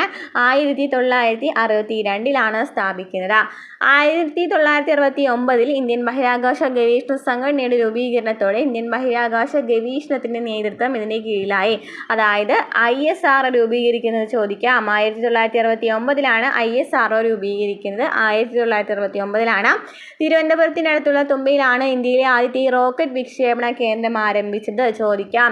ആദ്യത്തെ റോക്കറ്റ് വിക്ഷേപണ കേന്ദ്രം എവിടെയാണ്? തുമ്പയിലാണ്. തിരുവനന്തപുരത്തെ തുമ്പയിലാണ്. അപ്പം നമ്മൾ ഇവിടെ നിന്ന് എന്തൊക്കെ ക്വസ്റ്റ്യൻസ് പറഞ്ഞു? ദേശീയ ബഹിരാകാശ ഗവേഷണ സമിതി രൂപീകരിച്ചത് 1962. ജവഹർലാൽ നെഹ്റുവും അതുപോലെ തന്നെ വിക്രം സാരാഭായിയാണ് അതിന് നേതൃത്വം കൊടുത്തിട്ടുണ്ടായിരുന്നത്. ISRO രൂപീകൃതമായത് 1969. അതുപോലെ തന്നെ എവിടെയാണ് ആദ്യത്തെ റോക്കറ്റ് വിക്ഷേപണം നടന്നത്? തുമ്പയിലാണ് അല്ലേ? തിരുവനന്തപുരത്തെ തുമ്പയിലാണ്. ഇന്ത്യൻ ബഹിരാകാശ ഗവേഷകരുടെ കൂട്ടായ പരിശ്രമഫലമായിട്ട് 1975 ആര്യഭട്ട എന്ന ഉപഗ്രഹം വിജയകരമായി വിക്ഷേപിച്ചിട്ടുണ്ടായിരുന്നു. അപ്പം ആദ്യത്തെ എന്താണ് ആദ്യത്തെ ഉപഗ്രഹം എന്ന് ചോദിക്കുകയാണെന്നുണ്ടെങ്കിൽ ഏതാണ്? ആര്യഭട്ടയാണ്. എന്നാണ് വിക്ഷേപിച്ചതെന്നാണ്? 1975. 1975 ആര്യഭട്ട വിക്ഷേപിക്കുന്നത്. ഉപഗ്രഹങ്ങൾക്ക് പുറമെ ബഹിരാകാശ വിക്ഷേപണ വാഹനങ്ങളും ഇന്ത്യ വികസിപ്പിച്ചെടുത്തു. ഉപഗ്രഹങ്ങൾ നിർമ്മിക്കുവാനും നേടിയെടുക്കുവാനും വിക്ഷേപിക്കുവാനും ഒക്കെ കഴിഞ്ഞത് നെഹ്റുവിൻ്റെ ദീർഘദൃഷ്ടിയുടെ മൂല്യമാണ്. ഉപഗ്രഹങ്ങൾ വികസിപ്പിച്ചെടുത്തത്. അതിനുള്ള കുറേ ഏജൻസികളുണ്ട്. ഏതൊക്കെയാണ്? National remote sensing agency, physical research laboratory. National remote sensing agency, physical research laboratory. Missile സാങ്കേതിക വിദ്യയിലും ഇന്ത്യ പുരോഗതി കൈവരിച്ചു. ഇന്ത്യ വികസിപ്പിച്ച മിസൈലുകൾ ചോദിക്കാം. അഗ്നിപൃഥ്വി എന്നിവയാണ് ഇന്ത്യ വികസിപ്പിച്ച മിസൈലുകൾ. അഗ്നിപൃഥ്വി എന്തിട്ടാണ് ചോദിച്ചിട്ടുണ്ടായിരുന്നു കഴിഞ്ഞ എക്സാമിന്? മിസൈലുകളാണ് അഗ്നിപൃഥ്വി എന്ന് പറയുന്നത്. ഡോക്ടർ രാജ രാമണ്ണ, ഡോക്ടർ APJ അബ്ദുൽ കലാം എന്നിവർ ആണവരംഗത്ത് പരീക്ഷണങ്ങൾക്ക് നേതൃത്വം നൽകിയത്. അപ്പോൾ ആണവരംഗത്തെ പരീക്ഷണങ്ങൾക്ക് നേതൃത്വം നൽകിയത് ആരാണ്? APJ അബ്ദുൽ കലാം അല്ലേ? APJ അബ്ദുൽ കലാമും ഡോക്ടർ രാജ രാമണ്ണയുമാണ്. ഓക്കെ, ഇനി വിക്രം സാരാഭായി ആരാണെന്ന് നോക്കാം. ആണവശാസ്ത്ര മേഖലയിലും ബഹിരാകാശ മേഖലയിലും ഒരേപോലെ സംഭാവനകൾ നൽകിയ ശാസ്ത്രജ്ഞനാണ് വിക്രം സാരാഭായി. കേംബ്രിഡ്ജിൽ നിന്ന് ഉന്നത വിദ്യാഭ്യാസം നേടി ഇന്ത്യയിലെത്തിയ അദ്ദേഹം അഹമ്മദാബാദിലെ ഫിസിക്കൽ റിസർച്ച് ലബോറട്ടറിയിൽ ഫിസിക്സ് പ്രൊഫസറും ഡയറക്ടറുമായി. തുമ്പ ബഹിരാകാശ ഗവേഷണ കേന്ദ്രം, അഹമ്മദാബാദിലെ ഉപഗ്രഹ വാർത്താവിനിമയ കേന്ദ്രം തുടങ്ങിയവയുടെ ശില്പി വിക്രം സാരാഭായിയാണ്. അപ്പോൾ തുമ്പ ബഹിരാകാശ ഗവേഷണ കേന്ദ്രം തിരുവനന്തപുരത്തെ, അഹമ്മദാബാദിലെ ഉപഗ്രഹ വാർത്താവിനിമയ കേന്ദ്രം എന്നിവയുടെ ശില്പി ആരാണ്? വിക്രം സാരാഭായിയാണ്. അദ്ദേഹത്തിൻ്റെ ഓർമ്മയ്ക്കായിട്ടാണ് തുമ്പയിലെ ബഹിരാകാശ കേന്ദ്രത്തിന് വിക്രം സാരാഭായി സ്പേസ് സെൻറ്റർ എന്ന പേര് നൽകിയത്. അപ്പോൾ അദ്ദേഹം ആണവശാസ്ത്ര മേഖലയിലും ബഹിരാകാശ മേഖലയിലൊക്കെ നിറയെ സംഭാവനകൾ നൽകിയിട്ടുള്ള ആളായിരുന്നു അല്ലേ? അദ്ദേഹം അഹമ്മദാബാദിലെ ഫിസിക്സ് പ്രൊഫസറൊക്കെ ആയിരുന്നു. അതുപോലെ തന്നെ തുമ്പ ബഹിരാകാശ ഗവേഷണ കേന്ദ്രം, അഹമ്മദാബാദിലെ വാർത്താവിനിമയ കേന്ദ്രത്തിൻ്റെ ശില്പി എന്ന് പറയുന്നത് വിക്രം സാരാഭായിയാണ്. തുമ്പയിലെ ബഹിരാകാശ കേന്ദ്രത്തിന് വിക്രം സാരാഭായി സ്പേസ് സെൻറ്റർ എന്നാണ് പേര് നൽകിയിരിക്കുന്നത്. ഇനി ഡോക്ടർ APJ അബ്ദുൽ കലാം. ഇന്ത്യയുടെ 11ാം രാഷ്ട്രപതി ആരാണ്? ഡോക്ടർ APJ അബ്ദുൽ കലാം ആണ് ഇന്ത്യയുടെ 11ാം രാഷ്ട്രപതി. മിസൈൽ സാങ്കേതികവിദ്യ പരിപോഷിപ്പിക്കുന്നതിൽ വിദഗ്ധനായിരുന്നു അദ്ദേഹം. മിസൈൽ സാങ്കേതികവിദ്യ പരിപോഷിപ്പിക്കുന്നതിൽ വിദഗ്ധനാരായിരുന്നു? ഡോക്ടർ APJ അബ്ദുൽ കലാം ആയിരുന്നു. ISROയുടെ ചുമതല വഹിച്ച അദ്ദേഹം ബഹിരാകാശ ഉപഗ്രഹ വിക്ഷേപണ വാഹനങ്ങൾ വികസിപ്പിച്ചു. ഏതൊക്കെയാണ്? SSLV-3 PSLV ഒക്കെ വികസിപ്പിച്ചത് ആരാണ്? ഡോക്ടർ APJ അബ്ദുൽ കലാം ആണ്. അദ്ദേഹത്തെ മിസൈൽ മാൻ ഓഫ് ഇന്ത്യ എന്നാണ് വിശേഷിപ്പിക്കപ്പെടുന്നത്. അപ്പോൾ മിസൈൽ മാൻ ഓഫ് ഇന്ത്യ എന്നറിയപ്പെടുന്നത് ആരാണ്? ഡോക്ടർ APJ അബ്ദുൽ കലാമാണ്. ചാന്ദ്രയാൻ മംഗൾയാൻ ദൗത്യങ്ങളോടെ ഇന്ത്യ ബഹിരാകാശ പര്യവേഷണങ്ങളുടെ പുതുയുഗത്തിലേക്ക് പ്രവേശിച്ചു. നമുക്കറിയാം ചന്ദ്രദൗത്യമാണ് ഈ ചന്ദ്രയാൻ എന്ന് പറയുന്നത്, ചൊവ്വ ദൗത്യമാണ് മംഗൾയാൻ എന്ന് പറയുന്നത്. ഇന്ത്യയുടെ ആദ്യത്തെ ചന്ദ്ര പര്യവേഷണ ദൗത്യം ചന്ദ്രയാൻ 2008 ഒക്ടോബറിലാണ് തുടക്കം കുറിക്കുന്നത്.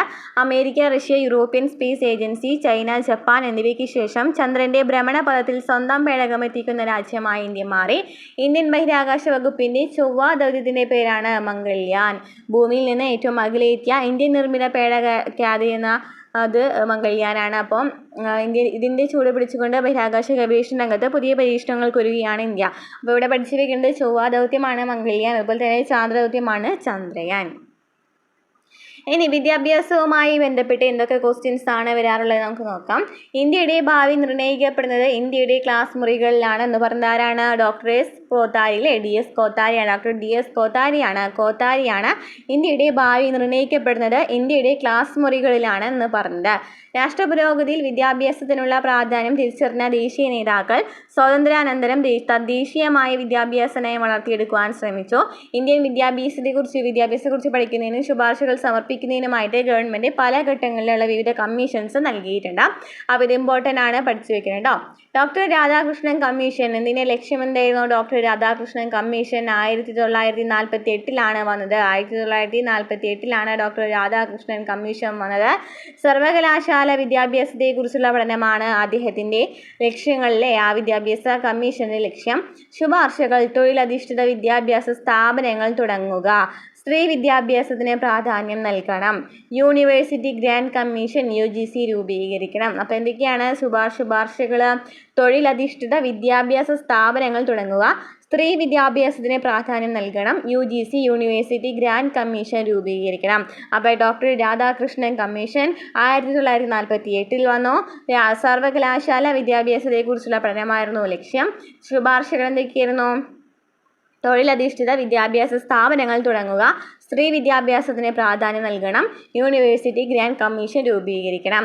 Next, doctor Lakshmanaswami Mudaliar commission നിലവിൽ വന്നതെന്നാണ്? Doctor Lakshmanaswami Mudaliar commission 1952 doctor Lakshmanaswami Mudaliar commission നിലവിൽ വന്നത്.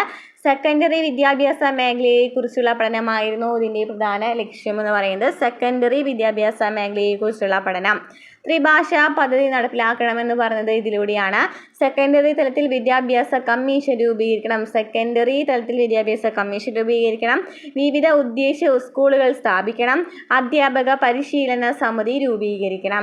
അപ്പോൾ സെക്കൻഡറി വിദ്യാഭ്യാസ മേഖലയായിരുന്നു ഈ ഡോക്ടർ ലക്ഷ്മണസ്വാമി മുതലിയാർ കമ്മീഷൻ്റെ ലക്ഷ്യം. 1952 കമ്മീഷൻ ത്രിഭാഷാ പദ്ധതി നടപ്പിലാക്കണം. ഇതൊക്കെയാണ് സെക്കൻഡറി തലത്തിൽ വിദ്യാഭ്യാസ കമ്മീഷൻ രൂപീകരിക്കണം. വിവിധ ഉദ്ദേശ സ്കൂളുകൾ സ്ഥാപിക്കണം. അധ്യാപക പരിശീലന സമിതി രൂപീകരിക്കണം. ത്രിഭാഷാ പദ്ധതി ചോദിക്കാറുണ്ട് കേട്ടോ. ത്രിഭാഷാ പദ്ധതി നടപ്പിലാക്കണം. സെക്കൻഡറി തലത്തിൽ വിദ്യാഭ്യാസ കമ്മീഷൻ രൂപീകരിക്കണം. വിവിധ ഉദ്ദേശ സ്കൂളുകൾ സ്ഥാപിക്കണം. അധ്യാപക പരിശീലന സമിതി രൂപീകരിക്കണം. നെക്സ്റ്റ് ആണ് doctor DS Kothari commission. 1964 doctor DS Kothari commission നിലയിൽ വന്നത്. 1964 എന്തായിരുന്നു? വിദ്യാഭ്യാസത്തിൻ്റെ ദേശീയ മാതൃകയെ പറ്റിയുള്ള നിർദ്ദേശമായിരുന്നു ഡോക്ടർ DS കോത്താരി കമ്മീഷൻ്റെ നിർദ്ദേശം എന്ന് പറയുന്നത്. വിദ്യാഭ്യാസത്തെക്കുറിച്ചുള്ള ദേശീയ മാതൃകയെ പറ്റിയുള്ള നിർദ്ദേശം 1964 വന്ന ഡോക്ടർ DS കോത്താരി കമ്മീഷൻ്റെ ശുപാർശകൾ ഏതൊക്കെയാണ്? 10+2+3 മാതൃകയിൽ വിദ്യാഭ്യാസം നടപ്പിലാക്കണം. സെക്കൻഡറി തലത്തിൽ തൊഴിലധിഷ്ഠിത വിദ്യാഭ്യാസം നടപ്പിലാക്കണം. മൂല്യവിദ്യാഭ്യാസത്തിന് ഊന്നൽ നൽകണം. 10+2+3 മാതൃക കോത്താരി കമ്മീഷനെയാണ്. സെക്കൻഡറി തലത്തിൽ തൊഴിലധിഷ്ഠിത വിദ്യാഭ്യാസം നടപ്പിലാക്കണം. മൂല്യവിദ്യാഭ്യാസത്തിന് ഊന്നൽ നൽകണം. അപ്പോൾ എന്തൊക്കെയാണ് പറഞ്ഞത്? ഡോക്ടർ രാധാകൃഷ്ണൻ കമ്മീഷൻ പറഞ്ഞു 1948 വന്നത്. സർവകലാശാല വിദ്യാഭ്യാസമായിരുന്നു പ്രധാന ലക്ഷ്യം. ഡോക്ടർ ലക്ഷ്മണസ്വാമി മുതലിയാർ കമ്മീഷൻ 1952 വന്നു. സെക്കൻഡറി വിദ്യാഭ്യാസ മേഖലയെക്കുറിച്ചായിരുന്നു. ഡോക്ടർ DS കോത്താരി കമ്മീഷൻ വിദ്യാഭ്യാസത്തിന് ദേശീയ മാതൃക 10+2+3 എന്ന് പറയുന്ന മാതൃക ഡോക്ടർ DS കോത്താരി കമ്മീഷനെയാണ്. ഇനി എന്നാണ് ദേശീയ വിദ്യാഭ്യാസ നയം രൂപീകൃതമായത്? 1986 ദേശീയ വിദ്യാഭ്യാസ നയം രൂപീകൃതമായത്. 1986 പുതിയ സഹസ്രാബ്ദത്തിലേക്ക് ഇന്ത്യയെ നയിക്കുക എന്ന ലക്ഷ്യത്തോടെയാണ് നടപ്പിലാക്കിയത്. 1986 ദേശീയ വിദ്യാഭ്യാസ നയത്തിന്റെ പ്രധാന ലക്ഷ്യങ്ങൾ ഏതൊക്കെയാണ്? പ്രാഥമിക വിദ്യാഭ്യാസത്തിനും തുടർ വിദ്യാഭ്യാസത്തിനും പ്രാധാന്യം നൽകണം. പ്രൈമറി തലത്തിൽ വിദ്യാഭ്യാസം സാർവത്രികമാക്കുവാനും സ്കൂളുകളിലെ ഭൗതിക സൗകര്യങ്ങൾ മെച്ചപ്പെടുത്തുവാനും ഓപ്പറേഷൻ ബ്ലാക്ക് ബോർഡ് എന്ന പദ്ധതി നടപ്പിലാക്കണം. ഓരോ ജില്ലയിലും നവോദയ വിദ്യാലയങ്ങൾ സ്ഥാപിക്കണം. പെൺകുട്ടികളുടെ വിദ്യാഭ്യാസത്തിന് പ്രോത്സാഹനം നൽകണം.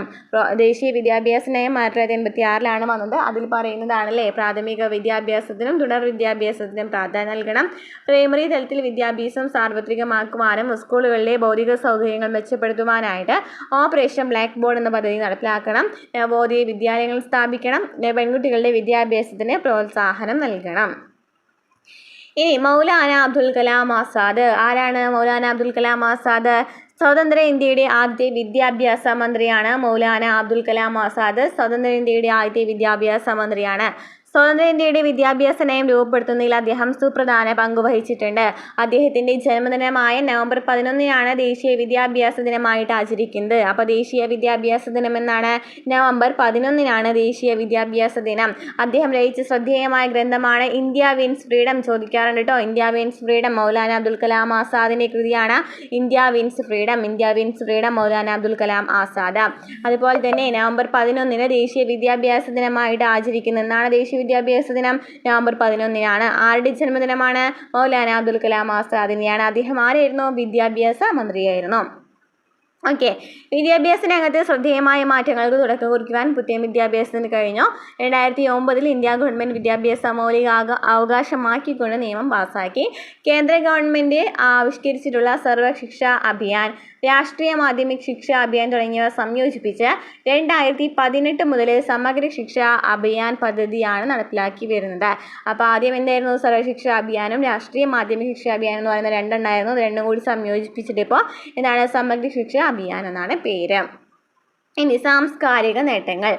സ്വതന്ത്രാനന്തര ഇന്ത്യ സാംസ്കാരിക മേഖലയിൽ വൻ പുരോഗതി നേടുകയുണ്ടായി. ഇന്ത്യക്ക് തനതായ ഒരു സാംസ്കാരിക പാരമ്പര്യം ഉണ്ട്. ഇന്ത്യക്കകത്തും പുറത്തും ഇന്ത്യയുടെ സാംസ്കാരിക മുന്നേറ്റത്തിൻ്റെ പ്രോത്സാഹനം ലക്ഷ്യമാക്കി സ്വതന്ത്രാനന്തരം ധാരാളം സ്ഥാപനങ്ങൾ സ്ഥാപിച്ചിട്ടുണ്ട്. ഏതൊക്കെയാണെന്ന് നമുക്ക് നോക്കാം. അതിനു മുമ്പ് വിദ്യാഭ്യാസത്തെ സാംസ്കാരികവുമായി ബന്ധിപ്പിക്കുക എന്ന ലക്ഷ്യത്തോടെ കേന്ദ്ര സാംസ്കാരിക വകുപ്പ് 1979 രൂപീകരിച്ച സ്ഥാപനമാണ് centre for cultural resources and training എന്ന് പറയുന്നത്. ന്യൂഡൽഹി ആയിരുന്നു അതിൻ്റെ ആസ്ഥാനം എന്ന് പറയുന്നത്.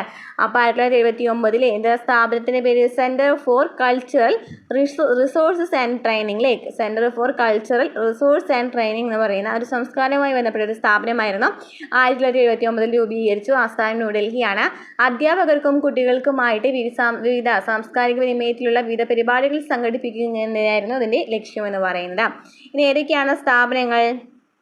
സംഗീത Natak Akademi, the national academy of dance, drama and music എന്നിവ എന്നാണ് ആദ്യം അറിയപ്പെട്ടിരുന്നത്. സംഗീതത്തിൻ്റെയും നാടകത്തിൻ്റെയും പ്രോത്സാഹനമാണ് ലക്ഷ്യം. സംഗീത നാടക അക്കാദമിയാണ് അല്ലേ. ആസ്ഥാനം എവിടെയാണ്? ന്യൂഡൽഹിയാണ്. ഈ പറയുന്ന സ്ഥാപനങ്ങളുടെ ഒക്കെ ആസ്ഥാനം ന്യൂഡൽഹിയാണ് വരുന്നത്. നെക്സ്റ്റ് ലളിതകലാ അക്കാദമിയാണ് കൂടുതലും ചോദിക്കാറുള്ളത്. ലളിതകലാ അക്കാദമി ബാക്കിയുള്ളതൊക്കെ ഒരു പോയിന്റിൽ നിന്ന് തന്നെ കറക്റ്റ് കിട്ടും. ലളിതകലാ അക്കാദമി എന്ന് പറയുന്നത് ഇന്ത്യക്കകത്തും പുറത്തും ഇന്ത്യൻ കലകളുടെ പ്രചാരണമാണ് ലക്ഷ്യം. ഇന്ത്യക്കകത്തും പുറത്തും ഇന്ത്യൻ കലകളുടെ പ്രചാരണമാണ് ലക്ഷ്യം. ആസ്ഥാനം എവിടെയാണ്? ന്യൂഡൽഹിയാണ്. സാഹിത്യ അക്കാദമി ഇന്ത്യൻ ഭാഷാ സാഹിത്യത്തിൻ്റെ ഉന്നമനമാണ് ലക്ഷ്യം. ന്യൂഡൽഹിയാണ് ആസ്ഥാനം. National school of drama Sangeetha Nataka അക്കാദമിയുടെ കീഴിൽ സ്ഥാപിതമായി സ്കൂൾ ഓഫ് ഡ്രാമ എല്ലാ വർഷവും നാടകമേള നടത്തുന്നുണ്ട്. ന്യൂഡൽഹിയാണ് ആസ്ഥാനം. National book trust of India കുറഞ്ഞ ചെലവിൽ പുസ്തകങ്ങൾ പ്രസിദ്ധീകരിക്കുക, വായന വളർത്തുക, ഇന്ത്യൻ പുസ്തകങ്ങൾ സ്വദേശത്തും വിദേശത്തും പ്രോത്സാഹിപ്പിക്കുക എന്ന് പറയുന്നതാണ്. ന്യൂഡൽഹിയാണ് ലക്ഷ്യം. അപ്പോൾ ഇവിടെ പ്രധാനമായും പഠിച്ചു വെക്കേണ്ടത് ലളിതകലാ അക്കാദമിയാണ്. ഇന്ത്യക്കകത്തും പുറത്തും ഇന്ത്യൻ കലകളുടെ പ്രചാരണമാണ് ഇതിൻ്റെ മെയിൻ ലക്ഷ്യം. നെക്സ്റ്റ് ടോപ്പിക്ക് എന്താണ്? വിദേശ നയം അല്ലേ. വിദേശ നയത്തെക്കുറിച്ചാണ് പറയുന്നത്. ലോകത്തെ എല്ലാ ജനവിഭാഗത്തിൻ്റെയും സൗഖ്യവും സ്വാതന്ത്ര്യവും ഉറപ്പുവരുത്തുന്ന വലിയ ദൗത്യം ഏറ്റെടുത്തുകൊണ്ട് എല്ലാവരുമായും സൗഹൃദപരമായ സഹകരണമാണ് നമ്മുടെ ലക്ഷ്യം. ആരുമായും പ്രശ്നങ്ങൾ സൃഷ്ടിക്കുന്നതിന് ഞങ്ങൾ തയ്യാറല്ല എന്നാണ് ലോകരാജ്യങ്ങളോട് ഉണർത്താനുള്ളതെന്ന് ജവഹർലാൽ നെഹ്റുവിൻ്റെ ഒരു പ്രസംഗം നൽകിയിട്ടുണ്ട് ഇവിടെ. അപ്പോൾ വിദേശ രാജ്യങ്ങളോടുള്ള ഇന്ത്യയുടെ സമീപനം വ്യക്തമാക്കുന്നതാണ് ഈ നെഹ്റുവിൻ്റെ ഈ വാക്കുകൾ. സ്വാതന്ത്ര്യ സമര കാലഘട്ടത്തിൽ ഇന്ത്യൻ നാഷണൽ കോൺഗ്രസ് രൂപപ്പെടുത്തിയ വിദേശ നയമാണ് സ്വാതന്ത്ര്യാനന്തര ഇന്ത്യ സ്വീകരിച്ചത്. അപ്പോൾ ഇന്ത്യ സ്വീകരിച്ചത് ഏത് ആണ്? ഏതാണ്? ഇന്ത്യൻ നാഷണൽ INC രൂപപ്പെടുത്തിയ വിദേശ നയമായിരുന്നു സ്വീകരിച്ചിട്ടുണ്ടായിരുന്നത്. ഇന്ത്യൻ വിദേശ നയത്തിൻ്റെ മുഖ്യ ശില്പി ജവഹർലാൽ നെഹ്റുവാണ്. ഇന്ത്യൻ വിദേശ നയത്തിൻ്റെ മുഖ്യ ശില്പി ആരാണ്? ജവഹർലാൽ നെഹ്റുവാണ്. ഇനി ഇന്ത്യയുടെ വിദേശ നയത്തിൻ്റെ പ്രധാന തത്വങ്ങൾ നൽകിയിട്ടുണ്ട്. ഇത് പഠിച്ചു വയ്ക്കുക, എല്ലാ ക്വസ്റ്റ്യൻ പേപ്പറിലും കാണുന്നുണ്ടോ. ഇത് ഏതൊക്കെയാണ് ലക്ഷ്യങ്ങൾ എന്ന് പറഞ്ഞിട്ട് തെറ്റായ പ്രസ്താവനകളൊക്കെ നൽകാൻ ചാൻസ് ഉണ്ട്. സാമ്രാജ്യത്വത്തോടും കൊളോണിയൽ വ്യവസ്ഥകളോടുമുള്ള എതിർപ്പ്, വംശീയവാദത്തോടുള്ള വിദ്വേഷം, ഐക്യരാഷ്ട്രസഭയിലുള്ള വിശ്വാസം, സമാധാനപരമായ സഹവർത്തിത്വം, പഞ്ചശീല തത്വങ്ങൾ, വിദേശ സഹായത്തിൻ്റെ ആവശ്യകതയിലുള്ള ഊന്നൽ, ചേരിചേരായ്മ. എന്തൊക്കെയാണ് പ്രധാന തത്വങ്ങൾ എന്ന് പറയുന്നത്? സാമ്രാജ്യത്വത്തോടും കൊളോണിയൽ വ്യവസ്ഥയോടുമുള്ള എതിർപ്പ്, വംശീയവാദത്തോടുള്ള വിദ്വേഷം, ഐക്യരാഷ്ട്രസഭയിലുള്ള വിശ്വാസം, സമാധാനപരമായ സഹവർത്തിത്വം, പഞ്ചശീല തത്വങ്ങൾ, വിദേശ സഹായത്തിൻ്റെ ആവശ്യകതയിലുള്ള ഊന്നൽ, ചേരിചേരായ്മ. ഏതൊക്കെയാണ്? സാമ്രാജ്യത്വത്തോടും കൊളോണിയൽ വ്യവസ്ഥയോടുമുള്ള എതിർപ്പ്, വംശീയവാദത്തോടുള്ള വിദ്വേഷം, ഐക്യരാഷ്ട്രസഭയിലുള്ള വിശ്വാസം, സമാധാനപരമായ സഹവർത്തിത്വം, പഞ്ചശീല തത്വങ്ങൾ, വിദേശ സഹായത്തിൻ്റെ ആവശ്യകതയിലുള്ള ഊന്നൽ, ചേരിചേരായ്മ. അപ്പോൾ ഇതിലേതാണ് പഞ്ചശീല തത്വങ്ങൾ എന്ന് പറയുന്നത്? എന്താണ്? 1954 ചൈനയുമായി അതിർത്തി തർക്കമുണ്ടായപ്പോൾ ഇന്ത്യ ചൈനയുമായി ഒപ്പിട്ട കരാറാണ് പഞ്ചശീല തത്വങ്ങൾ. പഞ്ചശീല തത്വങ്ങൾ ആരൊക്കെയാണ്? ഇന്ത്യയും ചൈനയുമായി ബന്ധപ്പെട്ടുള്ള കരാറാണ് പഞ്ചശീല തത്വങ്ങൾ. ആരാണ് ഇത് ഒപ്പിട്ടതാരാണ്? ജവഹർലാൽ നെഹ്റുവും അതുപോലെ തന്നെ ചൈനീസ് പ്രധാനമന്ത്രിയായ ചൗവൻലായുമാണ്. ജവഹർലാൽ നെഹ്റുവും ചൗവൻലായുമാണ് പഞ്ചശീല തത്വങ്ങൾ ഒപ്പുവെച്ചത്. 1954 ചൈനയുമായിട്ട് ഈ ഒരു കരാർ ഒപ്പുവെക്കുന്നത്. ചൈനയുമായി ഒപ്പിട്ട കരാറാണ് പഞ്ചശീലമെങ്കിലും എല്ലാ രാജ്യങ്ങളോടുമുള്ള ഇന്ത്യയുടെ സമീപനം തന്നെയായിരുന്നു. അപ്പോൾ ഇതും ചോദിക്കാറുണ്ട് കേട്ടോ, പഠിച്ചു വയ്ക്കുക. രാജ്യത്തിൻ്റെ എന്തൊക്കെയാണ് ഈ പഞ്ചശീല തത്വങ്ങളിൽ പറയുന്നത്? രാജ്യത്തിൻ്റെ അതിർത്തിയും പരമാധികാരവും പരസ്പരം അംഗീകരിക്കുക, പരസ്പരം ആക്രമിക്കാതിരിക്കുക, ആഭ്യന്തര കാര്യങ്ങളിൽ പരസ്പരം ഇടപെടാതിരിക്കുക, സമത്വവും പരസ്പര സഹായവും പുലർത്തുക, സമാധാനപരമായ സഹവർത്തിത്വം പാലിക്കുക. രാജ്യത്തിൻ്റെ അതിർത്തിയും പരമാധികാരവും പരസ്പരം അംഗീകരിക്കുക, പരസ്പരം ആക്രമിക്കാതിരിക്കുക, ആഭ്യന്തര കാര്യങ്ങളിൽ പരസ്പരം ഇടപെടാതിരിക്കുക, സമത്വവും പരസ്പര സഹായവും പുലർത്തുക, സമാധാനപരമായ സഹവർത്തിത്വം പാലിക്കുക.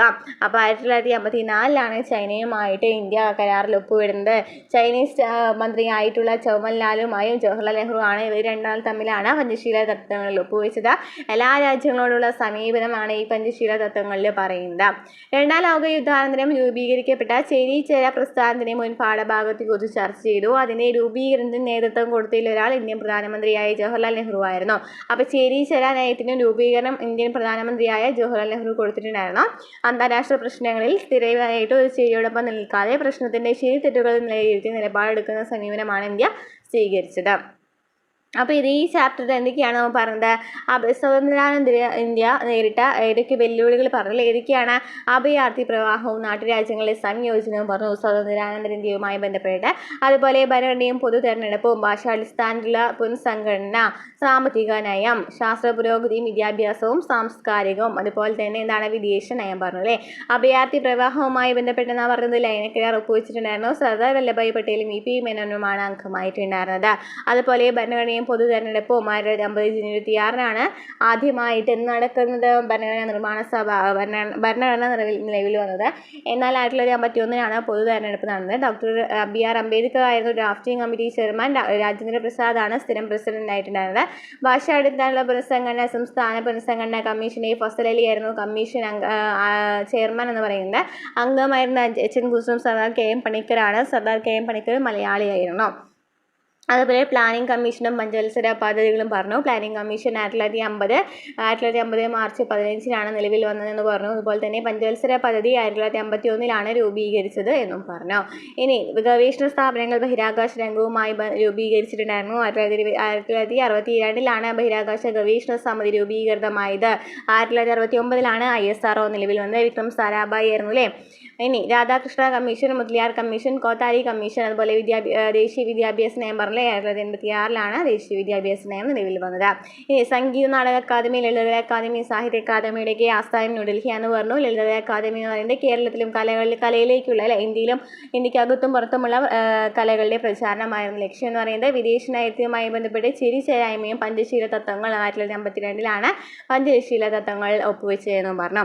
അപ്പോൾ ഇത്രയൊക്കെയാണ് ഈ ചാപ്റ്ററിൽ പറയാനുള്ളത്. ഇമ്പോർട്ടൻ്റ് ആയിട്ടുള്ള ചാപ്റ്ററാണ്. എല്ലാ ക്വസ്റ്റ്യൻസും എല്ലാ വരികളും പഠിച്ചു വെക്കേണ്ടതാണ് കേട്ടോ. അപ്പോൾ അടുത്ത ക്ലാസ്സുമായിട്ട് വീണ്ടും കാണാം. നമ്മുടെ ക്ലാസ്സുകൾ ഇഷ്ടമാവുകയാണെന്നുണ്ടെങ്കിൽ സപ്പോർട്ട് ചെയ്യാം കേട്ടോ.